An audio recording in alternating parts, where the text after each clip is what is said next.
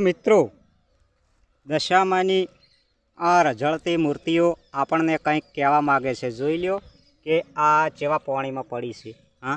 આ મૂર્તિઓ આપણને કંઈક કહેવા માગે છે. જોઈ લ્યો આ બાજુ બધે કે આપણને શું કહેવા માગે છે એ તમે આખો વિડીયો વિગતવાર સાંભળજો કે આપણને શું કહેવા માગે છે. તો મિત્રો, આ દશામાની મૂર્તિઓ છે અને બહેનીઓ દશામાના વ્રત કરતી હોય છે. સાંભળજો, સાંભળવા જેવું છે કે 10 દિવસ ધામધૂમથી એમની પૂજા કરતા હોય છે કે હોજ હવાર આરતી પૂજા કરતા હોય છે. એટલી બધી ચોખ્ખાઈ રાખતા હોય છે. મૂર્તિ ખરીદી અને લાવે છે દિવાસાના દિવસે અને 10 દિવસ પૂજા વિધિ સરસ અને એટલી તો ચોખ્ખાઈ રાખી કે ક્યાંક આભડછેડ ના લાગી જાય. અને છેલ્લે દશમના દિવસે સવારમાં વહેલા કે એમનું વિસર્જન કરવામાં આવે છે. એમની પધરાવવા માટે આવે છે વહેલા. અને કેવી જગ્યા કરે છે નક્કી એ જોઈ લો કે જુઓ સેવામાં પધરાઈ ગયેલા. જોયું ને કે એવું ના વિચારી કે આ ગંદકી છે કે નહીં, ઓના ઉપર હવે શું થતું હોય છે. આ તમે મૂર્તિ મૂકીને જશો બરાબર, ધામધૂમથી વ્રતની ઉજવણી કરી અને પધરાઈ તો મૂર્તિ મૂકીને વિસર્જન કર્યું તો મૂર્તિ પાછળથી રઝળે છે.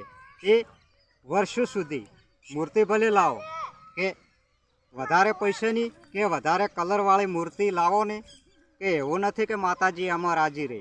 ભલે તમે માટીની મૂર્તિ બનાવો ઘેરે અથવા માટીની મૂર્તિઓ ઘણી મળે છે.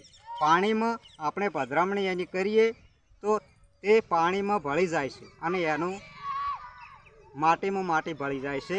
માટે માટીની જ મૂર્તિ ખરીદવાનો આગ્રહ રાખજો. કે આ જોઈ લો આ કલરવાળી મૂર્તિઓ વર્ષોના વર્ષો સુધી એના અવશેષો આમ ને તેમ રઝળતા રહેશે. અને ઓયથી મૂર્તિ કોઈક ઉઠાઈને બીજી કોઈ બી જગ્યા ઉપર નાખે તે ગંદકી હોય ત્યાં તે એના અવશેષો રઝળે, નાના નાના ટુકડા થઈ અને એના ઉપર ગંદકી થાય કે ના થાય, એના ઉપર કૂતર છે, મનુષ્ય છે, શું નહીં કરતું હોય. માટે ઓમાં દેવી રાજી નથી રહેતી. ઓમાં દેવીનું અપમાન થાય છે અને કોપાયમાન થાય છે. માટે ધ્યાનથી ઓબળજો કે મૂર્તિ લાવો તો માટીની લાવજો, ખરીદવાનો આગ્રહ રાખજો. અને ઘરે બનાવો તો પણ ચાલે. એવું નથી કે ઘણા પૈસાવાળીને સારી મૂર્તિ લાવીએ તો જ આપણે વ્રત કરી શકીએ. માટીની જ મૂર્તિ લવરાય અને પાણીમાં સારી જગ્યા જોઈને પવિત્ર પાણીમાં એની પધરામણી કરી એનું વિસર્જન માટીમાં માટી મળી જાય. એવું નથી ઘરે પણ તગારામાં ગમે એમાં પાણી લઈને ઘરે પણ એમાં આપણે મૂર્તિની માટીનું વિસર્જન આપણે કરી શકીએ છીએ. માટે ધ્યાનથી સાંભળજો. ભલે ખોટું લાગે તમને, અત્યારે ખોટું લાગશે પણ સાચું છે, સત્ય હકીકત છે. કોઈ જ્ઞાની પુરુષ કે ઋષિમુનિને તમે પૂછી જોજો કે આ સત્ય છે કે નહીં. માટે કહું છું કે વિડીયો સારો લાગે તો ચેનલને સબસ્ક્રાઈબ કરી, વિડીયોને લાઈક કરી અને સપોર્ટ કરજો. અને એક વાત બીજી કે આ કલરવાળી મૂર્તિ કેમિકલ હોય છે. એમાં કેમિકલવાળો કલર કે એમાં અસંખ્ય જીવ હોય છે, દેડકા, કાચબા અથવા મછલીઓ. અને આ કલરવાળું પાણી એમાં ભળે અને એ કલરવાળું પાણી એમાં જાય તો એમનો જીવ જોખમમાં રહેશે.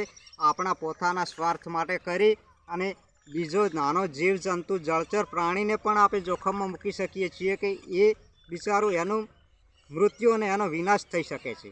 અને આમાં કોઈ બી પશુ કૂતરું આ પાણી પીવા માટે આવે તો એને પણ આ કલરવાળું પાણી કેમિકલવાળું પીવાથી નુકસાન થાય છે. એનું ધ્યાન રાખજો. માટે આવી રીતે સારી જગ્યા જોઈ અને સારું પવિત્ર સ્થળ હોય કે પાણી હોય, મૂર્તિનું વિસર્જન થઈ શકે એવી જગ્યાએ મૂર્તિનું વિસર્જન કરજો. માટે આ અવશેષો તો લગભગ વર્ષોના વર્ષો સુધી રઝળતા રહેશે. એનો વિચાર કોઈ દાડો કર્યો છે તો ખોટો લાગ્યો હોય તો માફ કરજો બહેનો, પણ ખરેખર આ સત્ય છે. મૂર્તિ લાવો તો માટીની અને સારા પવિત્ર જળાશયમાં જઈ અને એનું વિસર્જન કરજો. માટે આ વાત ભૂલતા નહીં. તો આ વિડીયો આપણે પૂરો કરીએ. જય માતા.